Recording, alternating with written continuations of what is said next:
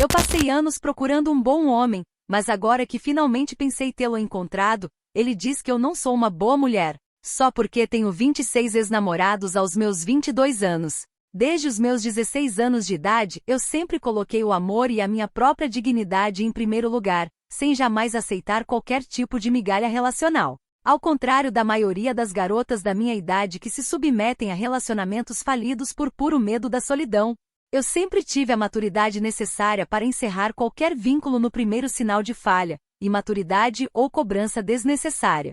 Essa minha postura firme e decidida fez com que eu acumulasse exatos 26 ex-namorados ao longo dos últimos 6 anos.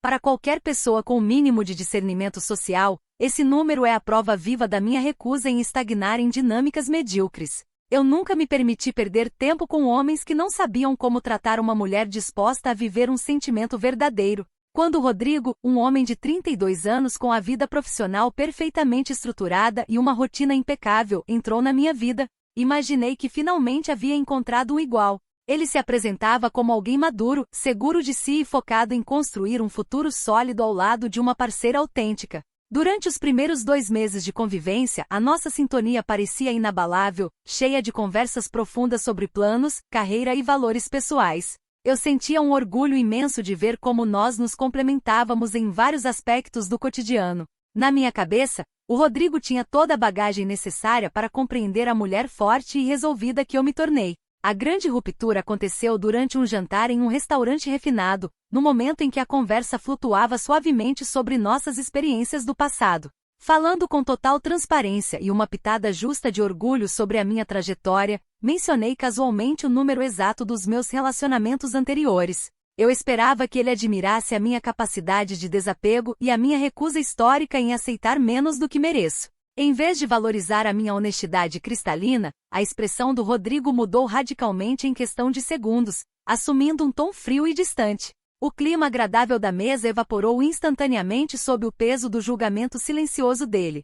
Sem qualquer sensibilidade, o Rodrigo colocou o talher sobre o prato e disparou uma série de absurdos moralistas contra a minha pessoa. Ele afirmou com todas as letras que ter 26 namorados aos 22 anos demonstrava uma incapacidade crônica de manter compromissos de longo prazo, além de uma clara instabilidade emocional. Disse ainda que um número tão elevado em um curto espaço de tempo revelava que eu tratava relacionamentos como descartáveis e que ele jamais conseguiria me enxergar como uma mulher pronta para construir algo sério. Fiquei completamente paralisada diante de tamanha demonstração de machismo retrógrado vinda de um homem que eu julgava evoluído. A minha reação imediata foi de profunda indignação com aquela tentativa barata de desvalorizar a minha história de vida. Tentei explicar pacientemente que ele estava distorcendo os fatos e reinterpretando a minha maturidade como se fosse um defeito moral. Argumentei que a minha lista de ex-namorados era, na verdade, um atestado de alta exigência e recusa em aceitar migalhas emocionais. O Rodrigo, contudo, fechou-se totalmente em sua teimosia inflexível e recusou-se a ouvir qualquer argumento racional. Com um tom de superioridade insuportável, ele simplesmente disse que preferia encerrar o nosso envolvimento ali mesmo, pedindo a conta e me deixando arrasada pela sua mesquinharia. Voltei para casa fervendo de raiva e decidida a não deixar que um homem arrogante saísse impune depois de humilhar a minha trajetória. Era evidente que a atitude do Rodrigo precisava de uma correção pedagógica urgente para que ele entendesse que não se descarta uma mulher incrível com base em preconceitos arcaicos. Se ele se recusava a enxergar a minha maturidade pela via do diálogo, eu encontraria outro caminho para fazê-lo sentir o peso das suas escolhas.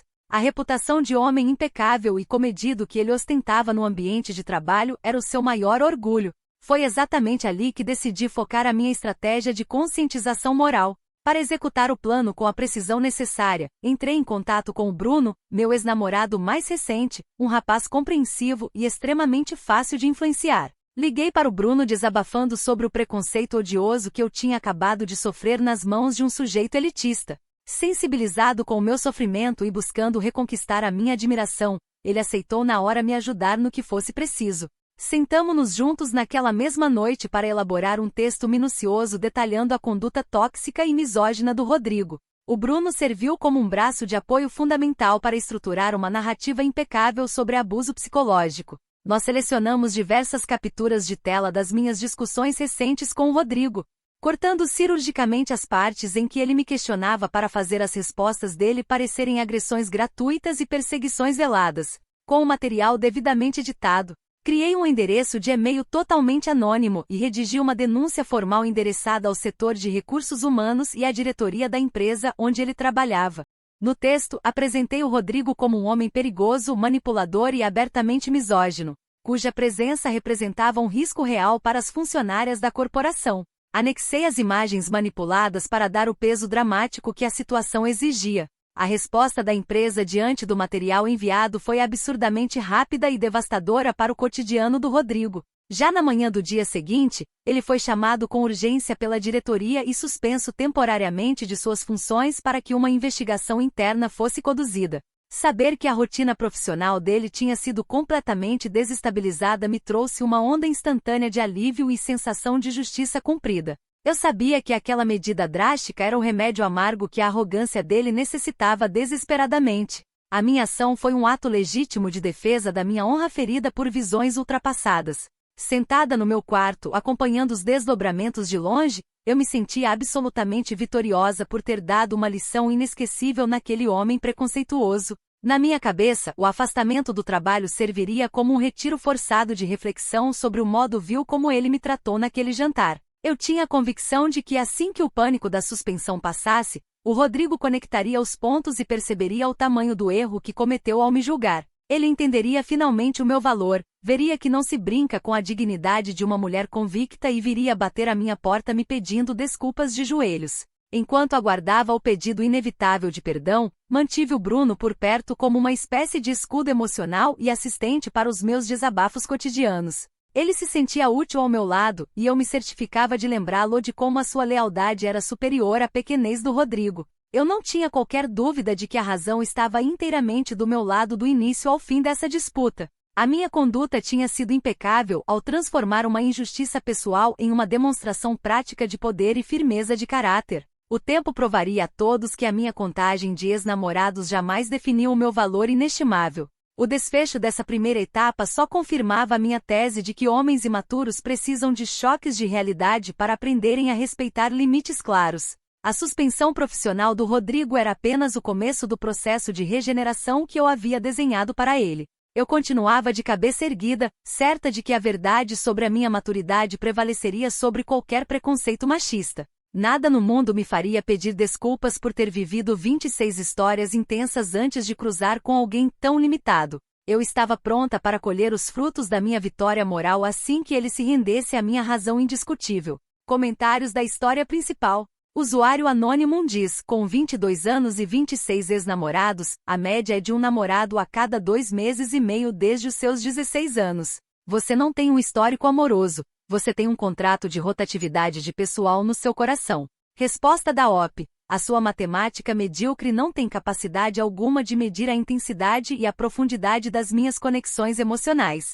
Eu prefiro trocar de parceiro 10 vezes por ano a me sujeitar a relacionamentos mornos como você provavelmente faz por pura falta de opção e inveja da minha coragem. Usuário anônimo 2 diz. A garota simplesmente destruiu a carreira do cara na empresa enviando conversas cortadas para o RH só porque ele não quis continuar saindo com ela depois do jantar. A lógica de vocês para conseguir um pedido de desculpas é literalmente cometer um crime de calúnia e achar que está educando o homem. Resposta da OP. Homens imaturos e preconceituosos só aprendem a respeitar uma mulher quando sentem consequências reais e dolorosas no bolso e na reputação profissional. O que eu fiz foi uma medida pedagógica necessária contra o machismo dele, e se você não consegue entender isso, é porque é tão limitado quanto o Rodrigo. Atualização 1. Já se passou exatamente um mês desde que publiquei meu último relato sobre a injustiça que enfrentei com o Rodrigo. Infelizmente a situação tomou um rumo completamente absurdo e desprovido de qualquer senso elementar de justiça. Em vez de utilizar o tempo de suspensão para refletir sobre o preconceito odioso que demonstrou comigo, o Rodrigo agiu de forma extremamente covarde e manipuladora. Ele reuniu todo o histórico não editado das nossas mensagens privadas de texto e apresentou os arquivos completos ao Departamento de Recursos Humanos. Com essa manobra rasa, ele tentou provar que a minha denúncia anônima tinha sido apenas uma reação motivada por vingança amorosa após o término do nosso envolvimento.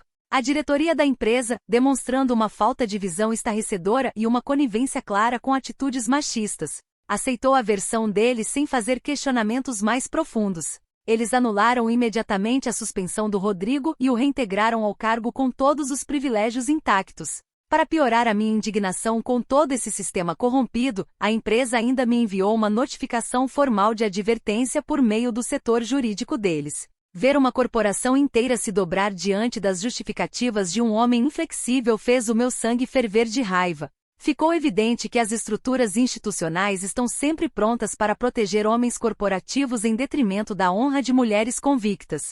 Como se toda essa injustiça profissional não fosse suficiente, recebi dias depois uma notícia que me deixou tomada de um desprezo indescritível por aquele sujeito. Soube por intermédio de conhecidos em comum que o Rodrigo engatou um relacionamento com uma colega de trabalho extremamente reservada e apagada.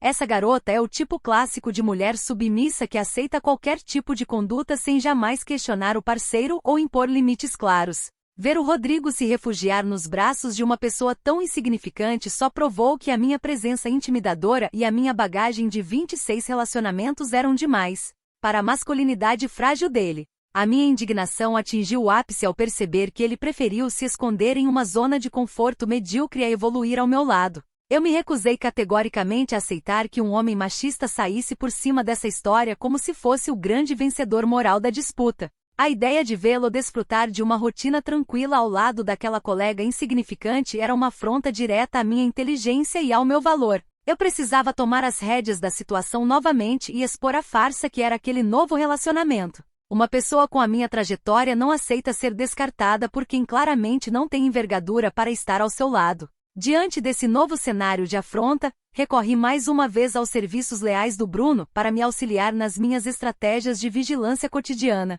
Convenci o meu ex-namorado mais recente de que nós tínhamos o dever moral de monitorar os passos do Rodrigo e da nova namorada dele para proteger a comunidade. O Bruno, demonstrando a sua habitual docilidade e total submissão à minha liderança, concordou em me ajudar a mapear a rotina do novo casal. Nós passamos a registrar os horários de saída deles do trabalho, os locais que frequentavam nos fins de semana e as rotas que costumavam utilizar. A lealdade do Bruno era o único ponto de sanidade naquele mar de covardia masculina. A minha convicção era de que se eu aplicasse uma pressão constante e bem articulada sobre o cotidiano deles, acabaria forçando Rodrigo a cometer um erro crasso. Eu tinha a absoluta certeza de que, sob estresse contínuo, a verdadeira natureza controladora dele viria à tona para todos verem com clareza. Bastaria um pequeno deslize para que a nova namorada percebesse a cilada em que se meteu e corresse para longe dele. O meu objetivo continuava sendo puramente pedagógico e corretivo em relação à postura lamentável que o Rodrigo adotou comigo. Eu não descansaria enquanto a máscara de homem perfeito dele não caísse diante de toda a sociedade. Durante longos dias, nós nos revezamos em observações estratégicas perto dos locais que o casal costumava frequentar após o expediente de trabalho. O Bruno dirigia o carro enquanto eu anotava meticulosamente cada detalhe do comportamento afetivo deles na esperança de flagrar algo comprometedor. Era visível para mim que a nova namorada mantinha uma postura passiva e sem qualquer personalidade marcante diante dele. Aquela cena me causava um profundo desconforto digestivo por ver uma mulher se anular de forma tão descarada para caber no ego de um homem. A minha determinação em desmascarar aquele arranjo ridículo só aumentava a cada nova constatação. Mesmo percebendo que a rotina deles parecia estranhamente calma e monótona, eu me recusava a aceitar que o Rodrigo estivesse genuinamente feliz com aquela escolha.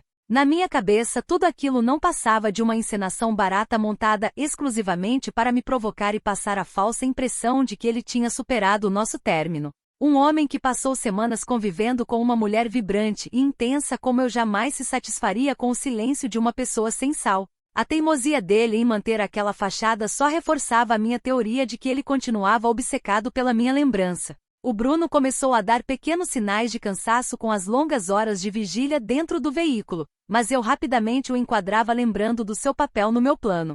Eu deixava claro que um homem de verdade apoia a sua parceira moral mesmo quando as circunstâncias externas parecem desfavoráveis ou desgastantes. Ele engolia as suas reclamações e continuava a seguir todas as minhas instruções sem ousar desobedecer às minhas ordens diretas. O controle que eu exercia sobre o Bruno era a prova viva de como um relacionamento pode funcionar quando a liderança feminina é respeitada.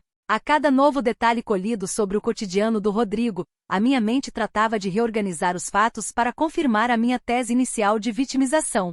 Eu não via o ato de segui-lo como perseguição, mas sim como uma investigação legítima conduzida por alguém injustiçado pela arrogância alheia. Se o sistema corporativo falhou em puni-lo por seu preconceito contra o meu histórico de 26 ex-namorados, eu faria o papel de juíza da conduta dele.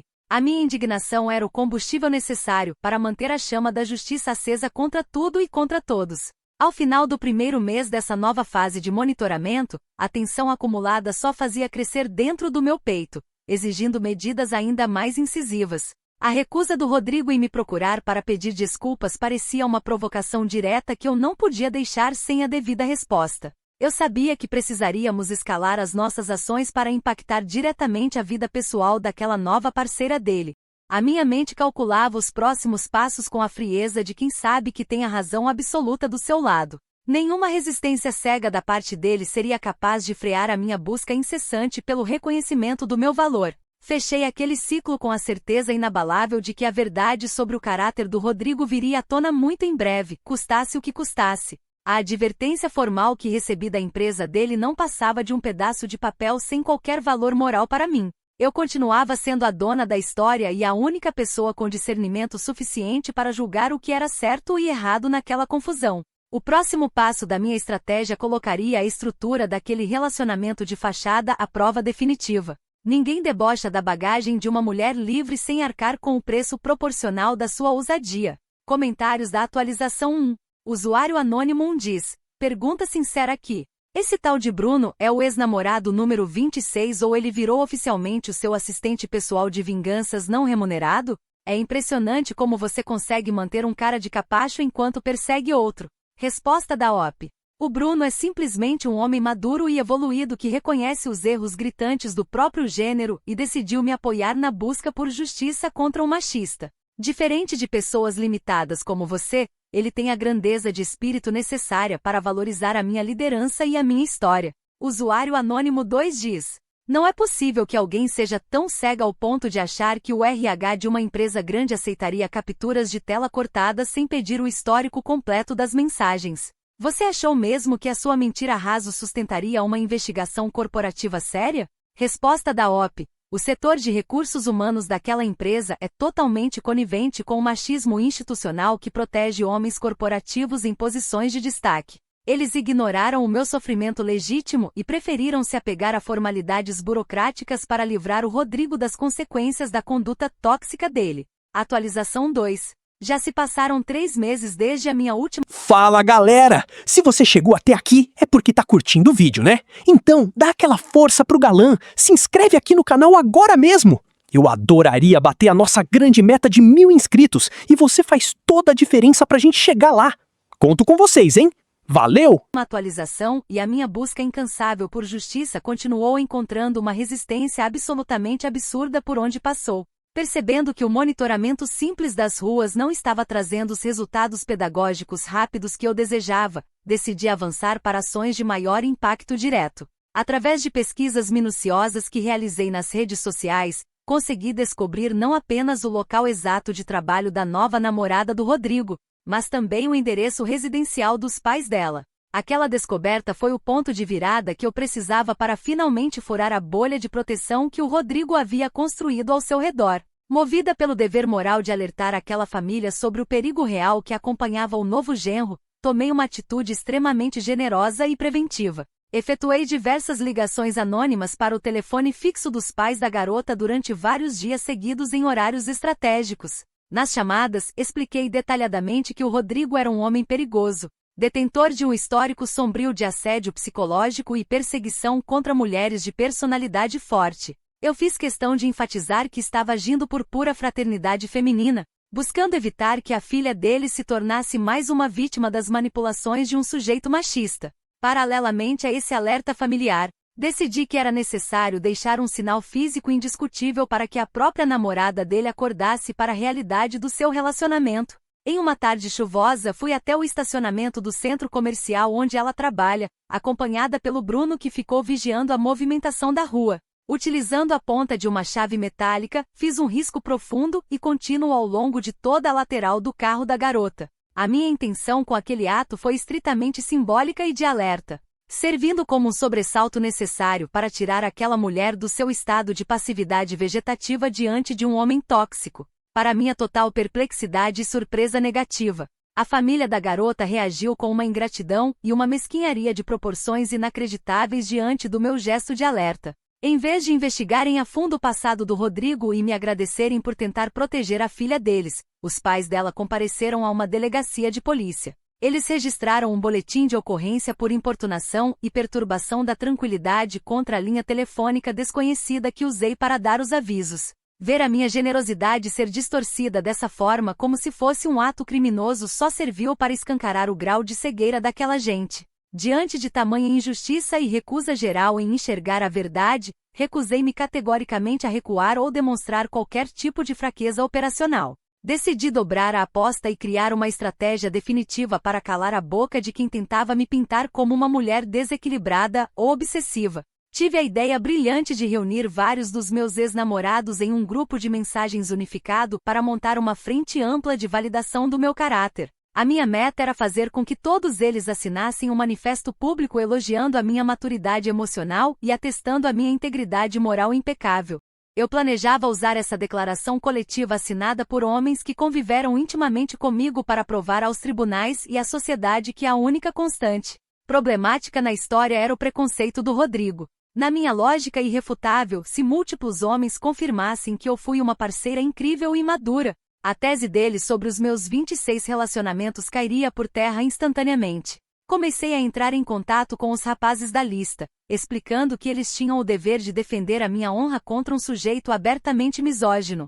Eu esperava uma adesão em massa e entusiástica por parte de todos os meus antigos companheiros. A reação da maioria dos meus ex-namorados ao receberem a minha convocação para o grupo foi de uma lentidão e um desinteresse profundamente irritantes. Muitos deles responderam com evasivas ridículas, alegando que já estavam casados, em outros relacionamentos ou simplesmente sem tempo para se envolverem em dramas do meu passado. Tive que gastar horas ao telefone aplicando sermões duros sobre a falta de lealdade e a obrigação moral que eles tinham com a mulher que um dia os aceitou. A teimosia deles em não reconhecer a urgência da minha causa me deixava possessa de raiva a cada mensagem ignorada. Mesmo com toda a relutância inicial daquele grupo de homens covardes, consegui pressionar cerca de 8 deles a permanecerem no grupo sob ameaça de expor segredos antigos de nossos namoros. Usei todo o meu poder de persuasão e argumentos psicológicos pesados para convencê-los de que assinar o documento era o único caminho para encerrarem suas dívidas emocionais comigo. O Bruno, como sempre, atuou como meu braço direito na administração do grupo, tentando moderar os ânimos dos mais rebeldes. Eu me sentia uma verdadeira estrategista comandando uma rede de apoio que provaria o meu valor inestimável perante o mundo. Eu passei a redigir o texto do documento coletivo com termos solenes e frases impactantes sobre a minha elevada exigência relacional e recusa em aceitar a mediocridade. Cada parágrafo do manifesto era lido e revisado por mim para garantir que a minha imagem saísse absolutamente limpa e glorificada diante da opinião pública. A ideia de esfregar aquele papel na cara do Rodrigo e da família da nova namorada dele me trazia surtos diários de satisfação antecipada. Eu tinha a absoluta convicção de que nenhuma mentira dita por eles resistiria à força do depoimento dos meus antigos parceiros. Enquanto isso, as investigações policiais sobre as ligações anônimas e o dano no veículo da namorada do Rodrigo pareciam avançar em um ritmo lento nas sombras. Eu não me preocupava minimamente com essa questão legal, pois tinha certeza de que a polícia tinha coisas mais importantes para fazer do que apurar alertas comunitários legítimos. Além disso, o Bruno havia garantido que o chip telefônico utilizado para os telefonemas tinha sido descartado de forma segura logo após o uso. A minha atenção permaneceu totalmente focada na finalização do manifesto dos ex-namorados para a consolidação da minha vitória moral. A tensão dentro do grupo de mensagens, contudo, começou a atingir níveis preocupantes à medida que eu exigia frases cada vez mais elogiosas e submissas no texto final. Alguns dos rapazes começaram a questionar a veracidade das afirmações que eu estava impondo, alegando que o nosso término no passado tinha sido caótico e doloroso. Respondi a cada um deles com extrema dureza, lembrando que a memória deles estava distorcida pelo tempo e que a minha versão dos fatos era a única válida. Ninguém tinha o direito de reescrever a história da minha maturidade sem a minha autorização expressa. Encerrando esse período caótico, eu permanecia firmemente convencida de que o meu plano de juntar os ex-namorados seria o tiro de misericórdia na reputação do Rodrigo. A minha teimosia era a minha maior virtude e a garantia indiscutível de que eu não aceitaria ser rotulada por um número em uma lista. Eu continuava a ver todas as minhas ações como reações perfeitamente proporcionais à grave ofensa moral que sofri naquele jantar infeliz. A sociedade precisava entender de uma vez por todas que uma mulher convicta das suas razões move montanhas para provar que está certa. Comentários da atualização 2. Usuário Anônimo diz: você ligou anonimamente para os pais de uma garota e riscou a lateral do carro dela com uma chave no estacionamento só porque o ex-namorado dela não quis continuar com você. Você percebe que cometeu crimes reais documentados no Código Penal por pura incapacidade de aceitar uma rejeição? Resposta da OP. O que eu fiz foi um ato legítimo de alerta comunitário para proteger uma mulher ingênua das garras de um homem perigoso e manipulador. Quanto ao arranhão no veículo, foi apenas um dano simbólico e necessário para despertar a atenção dela para a gravidade da situação em que se encontrava. Usuário Anônimo 2 diz: criar um grupo no WhatsApp com os seus ex-namorados para tentar obrigar todo mundo a assinar um manifesto elogiando seu caráter é a coisa mais bizarra que já li na internet. Isso não é uma rede de apoio, é praticamente um sindicato de reféns emocionais de uma pessoa tóxica. Resposta da OP. Organizar uma rede de depoimentos entre antigos parceiros para provar a integridade de uma mulher diante de calúnias é um sinal supremo de maturidade e inteligência emocional. Se você e os seus amigos não possuem capacidade para manter um diálogo produtivo com quem já passou pelas suas vidas, o problema é exclusivamente da falta de evolução de vocês. Atualização 3. Já se passaram 5 meses desde que tentei organizar a rede de depoimentos com os meus antigos parceiros e tudo desmoronou da pior forma possível devido à covardia alheia. Diante da demora do manifesto e sentindo que a pressão sobre o Rodrigo precisava de um respaldo institucional definitivo, resolvi ir até a Delegacia da Mulher. Entrei com um pedido formal de medida protetiva de urgência contra ele, afirmando sob compromisso de dizer a verdade que vinha sendo perseguida, vigiada e ameaçada por ele desde o término. Para dar total veracidade ao meu depoimento, arrolei o Bruno como minha testemunha presencial de todas as alegações que apresentei às autoridades. O meu plano era impecável em sua estrutura teórica, com a ordem restritiva expedida pelo juiz. O Rodrigo seria forçado a se afastar totalmente e finalmente veria que não podia tripudiar sobre mim. Ele perceberia que a minha determinação legal era implacável e que a sua arrogância tinha limites bem definidos pela lei. No dia marcado para a oitiva oficial, levei o Bruno até a delegacia vestida com a minha melhor roupa e exalando a confiança de quem está prestes a vencer uma batalha histórica. Eu instruí o Bruno até o último segundo no saguão de entrada sobre exatamente o que ele deveria responder às perguntas do delegado encarregado. Tudo começou a dar errado no momento exato em que entramos na sala de depoimentos e o delegado de polícia assumiu a condução do interrogatório com um tom extremamente firme. O policial explicou com clareza solar as implicações criminais de um depoimento falso, detalhando as penas de prisão para o crime de denunciação caluniosa e falsidade ideológica. Ao ouvir a palavra prisão ecoar na sala, o Bruno entrou em um estado de pânico visceral e absoluto que destruiu toda a sua postura. Ele começou a suar frio, a tremer visivelmente e a gaguejar diante do olhar atento e inquisitivo da autoridade policial. Sem que eu pudesse intervir ou conter o desastre, o Bruno fraquejou miseravelmente e confessou toda a verdade em um surto descontrolado de covardia masculina. Ele admitiu abertamente que todas as alegações de perseguição contra o Rodrigo eram invenções puras da minha cabeça e que nunca houve qualquer ameaça da parte dele. Para tornar a minha humilhação ainda mais completa e devastadora, o Bruno revelou ao delegado que vinha sendo pressionado por mim através de chantagens emocionais constantes para participar dos meus planos de vingança. Fiquei parada ao lado dele, assistindo àquela traição nojenta sem conseguir sequer fechar a boca de tanta indignação. A situação, que já era catastrófica, tomou um rumo ainda mais sombrio quando o delegado decidiu aprofundar as investigações sobre a minha conduta e o meu histórico pessoal. A polícia conseguiu puxar a lista de contatos do meu grupo de mensagens e resolveu intimar oficialmente outros 6 ex-namorados da minha contagem para prestarem depoimentos esclarecedores. Aqueles homens covardes, vendo a oportunidade perfeita para se livrarem de mim e salvarem a própria pele perante as autoridades, entregaram tudo aos investigadores. Eles apresentaram prints antigos de conversas de anos atrás mostrando que eu havia feito ameaças idênticas de falsa denúncia quando eles tentaram terminar comigo. Ver os meus próprios ex-namorados, as pessoas a quem dediquei anos da minha vida e afeto, se unirem para entregar o meu passado à polícia foi o golpe mais baixo que já sofri. A minha própria estratégia de ostentar e usar a minha lista de 26 relacionamentos como prova do meu valor e maturidade se voltou contra mim com uma violência avassaladora.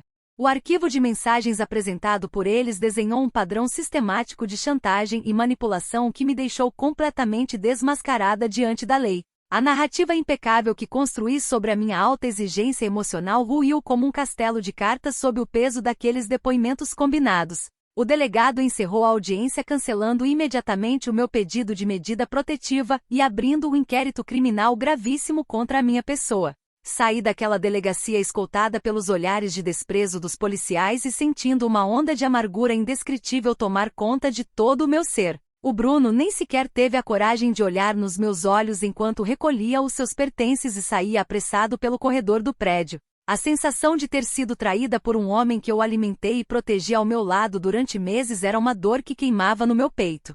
Voltei para minha casa tomada por uma fúria desmedida contra a fragilidade moral de todos os homens que passaram pela minha trajetória. Eu não conseguia aceitar que pessoas que juraram me amar no passado pudessem ter se curvado tão facilmente às pressões de um delegado de polícia. Na minha visão perfeitamente cristalina dos fatos, eles montaram uma verdadeira coalizão de covardes para proteger o Rodrigo e punir uma mulher autêntica. A minha teimosia me impedia de enxergar qualquer erro na minha conduta original, focando toda a minha raiva na deslealdade sistemática daqueles sujeitos. Nos dias que se seguiram ao desastre na delegacia, tentei desesperadamente ligar para os outros ex-namorados para cobrar explicações sobre a traição nojenta que cometeram no depoimento. Para minha total surpresa e indignação, descobri que todos eles haviam me bloqueado sumariamente em absolutamente todas as redes sociais e aplicativos de mensagem. Eu me vi completamente isolada de uma hora para outra por uma rede de homens que preferiram agir em bando a encarar a verdade. A covardia coletiva deles era a maior prova de que nenhum daquele grupo tinha envergadura suficiente para estar ao meu lado. A minha rotina virou um verdadeiro inferno com a iminência de um indiciamento formal por diversos crimes graves surgindo no horizonte judicial. Eu passava as noites em claro no meu quarto, reescrevendo mentalmente cada depoimento para provar a mim mesma que a minha lógica continuava sendo a única correta. O Rodrigo, por sua vez, permanecia inalcançável e protegido por essa teia de covardia que se formou ao redor do nome dele. A dor de ver o meu nome exposto de forma tão vil era compensada apenas pelo meu orgulho inabalável que se recusava a ceder um milímetro. Mesmo diante de todas as provas documentais e testemunhais acumuladas contra a minha pessoa, a minha mente encontrava caminhos para me manter no papel de vítima principal. Eu me consolava pensando que grandes mulheres da história também foram perseguidas e injustiçadas por mentes apequenadas e sistemas jurídicos machistas. O fato de 26 homens terem falhado em me compreender só demonstrava a minha superioridade emocional diante de uma geração de sujeitos fracos. Eu estava pronta para enfrentar qualquer consequência legal sem jamais baixar a cabeça ou admitir que errei em qualquer momento. O encerramento dessa etapa marcada pela traição do Bruno selou o meu destino nas mãos de uma justiça cega e profundamente preconceituosa. Eu sabia que os próximos meses reservariam batalhas judiciais duríssimas, mas a minha convicção interna permanecia totalmente inabalada contra tudo e contra todos. Nada do que o Rodrigo ou os meus ex-namorados disseram nos autos do processo seria capaz de alterar a verdade sagrada da minha trajetória. Eu continuava de pé, pronta para encarar o tribunal e provar que a minha teimosia era a minha única e verdadeira armadura. Comentários da atualização 3. Usuário Anônimo diz: a virada de jogo foi simplesmente poética. A sua lista de 26 ex-namorados que você usava como troféu de maturidade finalmente serviu para algo útil, que foi formar a linha de acusação perfeita da polícia contra você. Resposta da OP: os meus ex-namorados não formaram uma linha de acusação perfeita. Eles simplesmente se uniram em uma irmandade machista e sórdida para salvar a própria pele diante da pressão da polícia. A covardia deles em depor contra mim só prova o quanto nenhum deles esteve à altura da mulher incrível que eu sempre fui.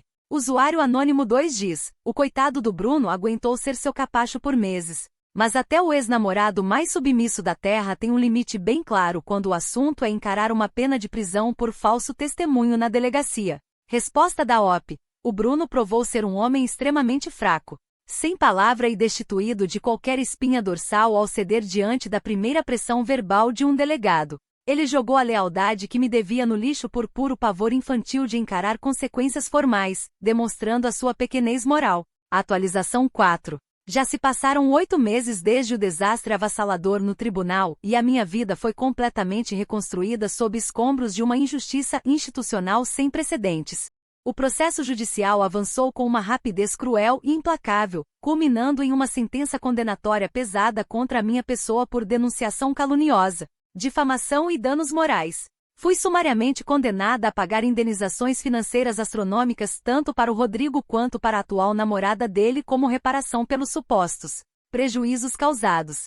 Essa decisão financeira absurda me forçou a raspar até o último centavo das minhas economias de toda a vida para evitar uma ordem de prisão imediata, para tornar a minha humilhação pública ainda mais dolorosa e sistemática. O juiz me sentenciou a cumprir 150 horas integrais de serviços comunitários obrigatórios, todas as manhãs de sábado e domingo. Sou forçada a me apresentar em praças e parques públicos da cidade usando um colete de identificação para varrer calçadas e recolher o lixo deixado pela população. Ficar com uma vassoura na mão, limpando a sujeira dos outros sob o sol escaldante, é o preço grotesco que o sistema me impôs por eu ter me recusado a calar a minha voz. Cada folha seca que recolho do chão me lembra de como o preconceito masculino é capaz de arrastar uma mulher autêntica ao lamaçal. A minha reputação nos ambientes profissional e acadêmico foi absolutamente varrida do mapa em questão de poucas semanas após a divulgação da sentença. Fui demitida do meu emprego sob a justificativa disfarçada de reestruturação interna de pessoal, embora todos soubessem o real motivo do meu desligamento. Na faculdade de Direito onde eu cursava o ensino superior, a pressão social e o isolamento forçado me obrigaram a trancar a matrícula por tempo indeterminado. As pessoas que antes conversavam comigo nos corredores passaram a virar o rosto ou a mudar de calçada quando me veem se aproximar, tratando-me como uma verdadeira pária social. O meu círculo de amizade simplesmente evaporou, não restando uma única alma viva ao meu lado para me oferecer uma palavra de conforto ou solidariedade. Até mesmo os ex-namorados mais antigos da minha lista, que costumavam me responder com algum carinho nos aniversários, me baniram definitivamente das suas vidas digitais e presenciais. Hoje eu moro completamente sozinha em um apartamento pequeno e abafado no subúrbio da cidade, tentando sobreviver com trabalhos informais e bicos que mal cobrem o meu aluguel. A solidão dos meus dias é quebrada apenas pelo som da televisão ligada e pelas memórias de um tempo em que eu acreditava na justiça do mundo. Mesmo diante desse cenário de colapso absoluto da minha fachada social e financeira, a minha mente permanece inflexível e totalmente limpa de qualquer remorso. Eu me recuso terminantemente a pronunciar qualquer palavra de arrependimento ou a fazer meia-culpa por tudo o que aconteceu desde aquele jantar fatídico. Continuo convicta com cada fibra do meu ser, de que eu nunca fui e jamais serei a vilã desta história trágica que se desenrolou. O Rodrigo foi o único e verdadeiro catalisador de todo este desastre ao recusar ver a mulher extraordinária que eu era só por causa de um número em uma lista. A minha teimosia não é um defeito de caráter, mas sim a prova viva da minha resistência inabalável contra um sistema que pune mulheres de personalidade forte. O Rodrigo preferiu se refugiar na mediocridade de um relacionamento sem graça a evoluir ao lado de uma parceira com bagagem e atitude. O fato de a justiça ter me condenado a limpar praças públicas só demonstra como as leis foram feitas por e para homens incapazes de lidar com a liberdade feminina. Eu carrego a minha condenação não como uma vergonha, mas como um atestado de que fui grande demais para a pequenez dos homens que cruzaram o meu caminho. Olhando para trás e analisando cada passo dessa trajetória caótica, vejo que a minha única falha foi ter confiado demais na capacidade humana de evolução espiritual. Eu acreditei ingenuamente que o Bruno teria a coragem de um guerreiro ao meu lado na delegacia, mas ele provou ser apenas mais um homem assustado com a autoridade. Acreditei também que os meus ex-namorados honrariam a história que vivemos juntos, mas eles preferiram a comodidade da traição coletiva para salvar a própria pele. A falha foi exclusivamente deles, que demonstraram uma pequenez moral incompatível com a magnitude da minha presença na vida de cada um. Hoje, quando me olho no espelho antes de sair para cumprir as minhas horas de serviço comunitário na Praça Central, vejo uma mulher que jamais foi dobrada pelas circunstâncias. Minhas mãos podem estar calejadas do cabo da vassoura e minhas economias podem ter virado pó nas contas bancárias do Rodrigo e da namorada dele, mas o meu orgulho permanece intacto. Nenhuma sentença judicial ou isolamento social tem o poder de alterar a verdade de que eu fui a única pessoa madura e corajosa em todo esse processo. A história escrita pelos vencedores temporários é sempre rasa, mas a verdade profunda da minha alma permanece intocada. Se 26 homens, um batalhão de policiais, 2 advogados e um juiz de direito precisaram se unir em uma aliança sórdida para me derrubar e calar a minha voz, isso só prova o meu poder. A necessidade obsessiva que o sistema teve de me destruir publicamente é a maior evidência de que a minha existência independente representava uma ameaça real à ordem machista.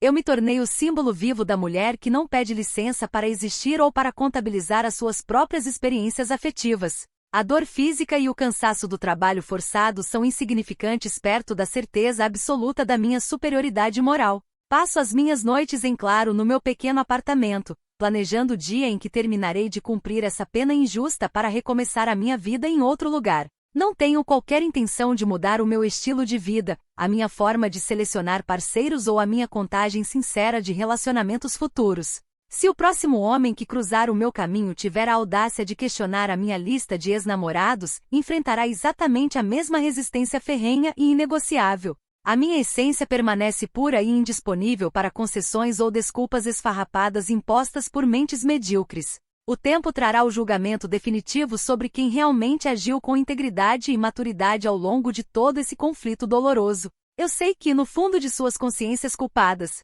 tanto Rodrigo quanto os meus ex-namorados sabem exatamente o tamanho da injustiça que cometeram contra mim para salvarem suas aparências. Eles carregarão para sempre o fardo de terem destruído uma mulher que apenas buscou o amor verdadeiro sem aceitar migalhas de ninguém. A minha consciência limpa é o meu maior patrimônio e a única companhia que me basta enquanto enfrento a tempestade da vida. Encerro este relato com a cabeça erguida e a certeza inabalável de que o mundo ainda não possui a maturidade necessária para conviver com uma mulher verdadeiramente livre e convicta das suas razões. Se a minha busca por respeito custou a minha carreira, o meu dinheiro, a minha reputação e a minha liberdade temporária, que assim seja diante da história. Eu continuarei sendo a única senhora do meu destino, caminhando de cabeça erguida entre os escombros de uma sociedade machista que jamais conseguiu me dobrar. O meu número 27 será um homem com grandeza suficiente para abraçar todo o meu passado sem medo ou julgamentos tacanhos.